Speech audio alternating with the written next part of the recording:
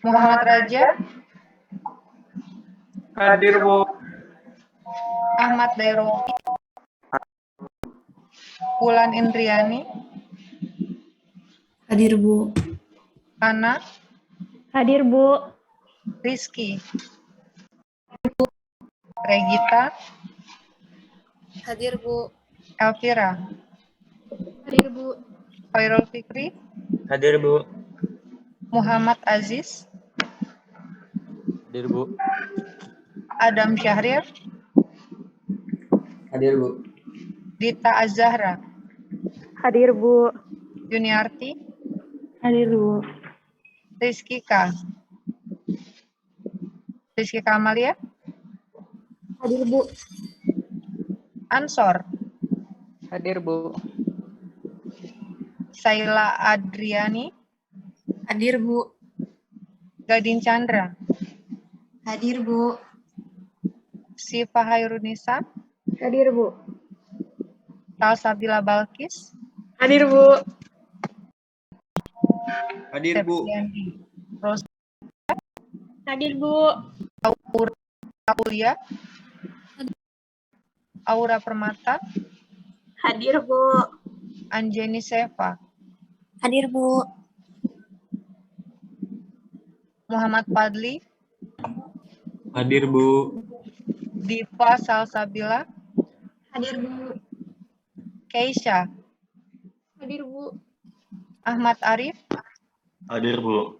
Sahnas Fatia, Hadir, Bu. Felda Afro, Hadir. Muhammad Aditya, Hadir, Bu.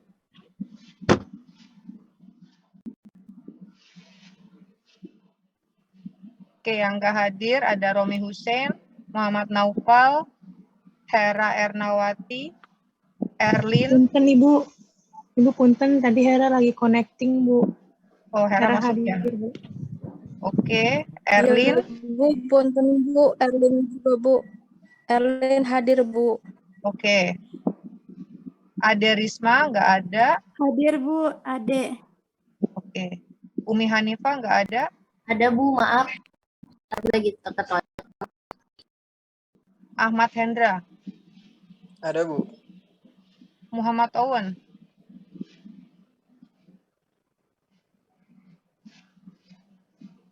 nggak ada ya. Dewangga tadi ada nggak? Hadir, Bu. Oh, Dewangga ada.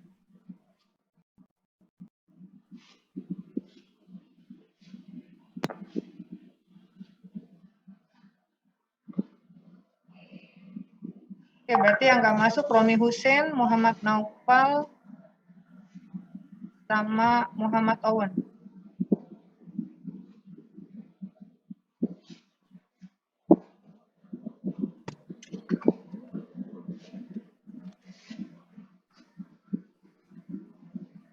Oke, minggu lalu kita sudah melaksanakan kuis ya, kuis untuk sebelum UTS.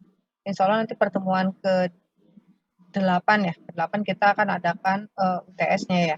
Sekarang kita masuk ke pertemuan tentang akses dan stabilitas pangan. Yang pertemuan keempat kemarin sudah diambil ya materinya di Spada ya, bisa dibaca sendiri ya. Sudah? Sudah bisa diakses materi yang pertemuan 4? Iya, Bu. Sudah, Bu. Sudah, Bu.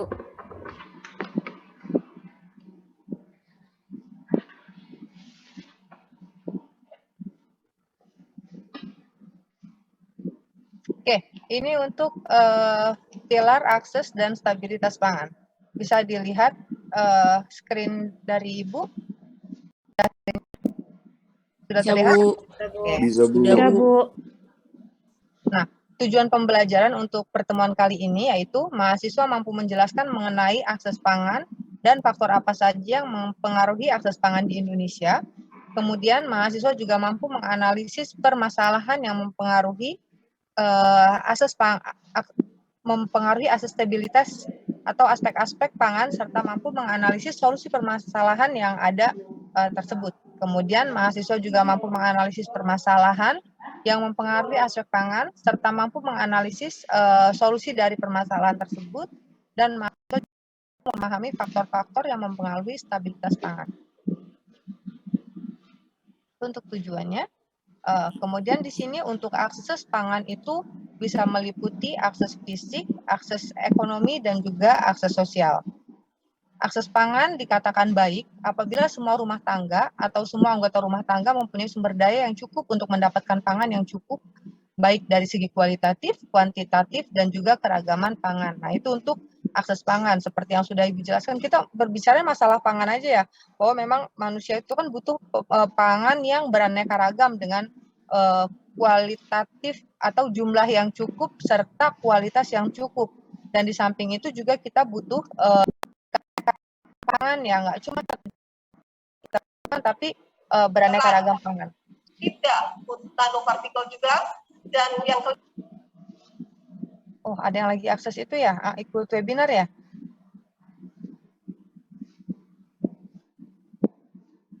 Kemudian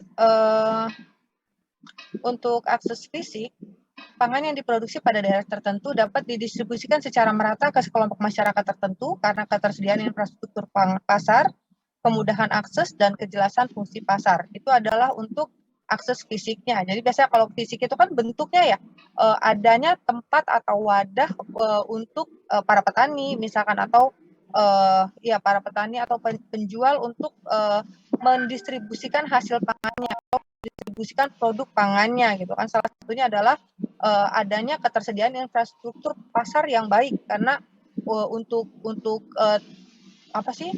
tempat yang memang layak atau umum digunakan untuk pemasaran adalah pasar ya. Jadi untuk infrastruktur pasar yang baik atau ketersediaan infrastruktur pasar yang baik dapat memudahkan pendistribusian makanan atau pangan secara merata.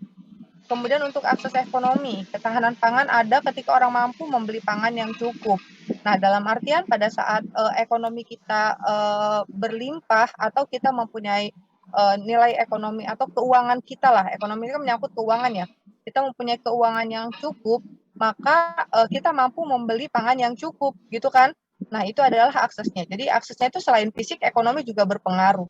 Kalau misalkan kita nggak punya uang, ya kita nggak mungkin bisa beli makan yang cukup kan. Makanya kenapa untuk daerah-daerah yang jangkauannya susah, biasanya mereka akan menanam tanaman yang bisa digunakan untuk kebutuhan pangan sehari-hari gitu. Jadi walaupun perekonomian mereka rendah untuk membeli pangan yang cukup, tapi kehidupan mereka akan tercukupi atau pangan mereka akan tercukupi dengan adanya tanaman-tanaman biasa atau piaraan seperti ayam, unggas gitu ya, atau ikan gitu kan. Kemudian untuk sayur-sayurannya mereka karena punya lahan luas, mereka bisa tanam sayur-sayuran yang dapat memenuhi kebutuhan pangan mereka. Nah, itu untuk akses ekonominya. Kemudian akses sosial, makanan yang secara fisik tersedia dan konsumen mampu untuk membeli, tetapi terhambat karena perbedaan kelompok sosial dengan indikator tingkat pendidikan atau modal sosial.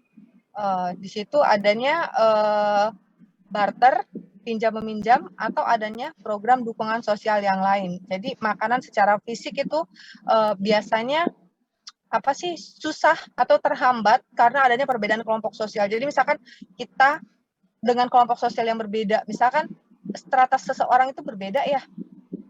Satu misalkan sosialita lah ya, kalau sekarang kehidupannya sosialita, dengan orang yang biasa-biasa aja terus pengen masuk ke resto dengan di tempat yang mewah gitu kan. Nah, itu akses sosial itu biasanya di situ akan menjadi penghambat ya.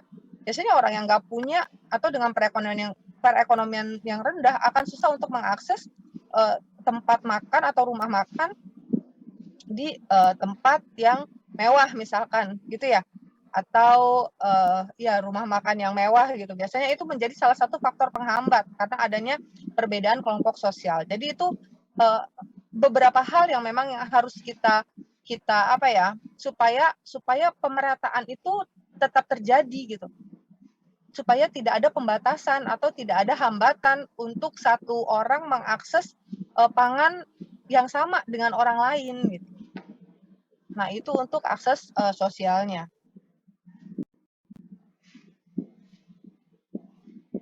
Oke, selanjutnya ini ada akses fisik. Tadi sudah Ibu jelaskan ya. Hal-hal yang penting adalah pangan, tepat waktu. Tadi kan selain itu tadi di pasar juga kan itu akses fisik ya. Tempat di mana kita mudah sekali untuk memperoleh bahan pangan yang kita butuhkan ya.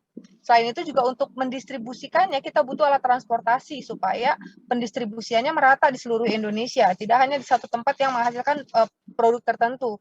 Misalkan kayak sate bandeng misalkan khas banget di Banten misalkan, ya kan? Khas banget di Banten, kita akan mudah mendapatkan sate bandeng di Banten. Tapi jika akses fisiknya susah, maka orang-orang yang tinggal di luar Banten itu akan kesulitan untuk mendapatkan atau memperoleh sate bandeng misal. Tapi kan sekarang akses transportasi gampang kan, sudah banyaklah transportasi yang memudahkan kita untuk mendistribusikannya sehingga orang-orang yang ada di luar Banten itu sudah dapat mengakses atau sudah bisa makan sate bandeng misalkan. Nah itu untuk akses fisik. Nah, Indonesia juga merupakan negara kepulauan, sehingga adanya infrastruktur udara, kemudian pelabuhan, kemudian juga jalan ya, itu juga merupakan salah satu akses fisik yang dapat digunakan untuk mendistribusikan pangan. Nah, pengembangan sarana transportasi. Di sini juga pemerintah banyak melakukan pengembangan sarana transportasi. Nah, apa sih efeknya jika sarana transportasi itu berjalan dengan baik? Maka harga pangan juga dapat menurun. Maksudnya dengan jangkauan yang mudah itu kan biaya transportasinya juga akan murah kan? Sehingga pada saat biaya transportasi murah, maka harga pangan pun tidak akan melonjak tinggi. Kalau dulu kan misal kita pengen mengakses suatu daerah terpencil itu kan kita butuh transportasi yang susah banget ya kan? Nah, di situ sehingga harga pangan di satu daerah, misalkan di kota dengan di daerah pelosok itu jauh bedanya. Karena apa? Tadi untuk mendistribusikan pangan ke daerah sana itu butuh transportasi yang sangat mahal. Butuh transport lama sehingga butuh biaya yang tinggi juga sehingga harganya pun akan meningkat. Nah, dengan adanya sarana transportasi tadi dapat meningkatkan pendapatan petani juga. Gimana bisa meningkatkan pendapatan petani? Ya tentu. Jadi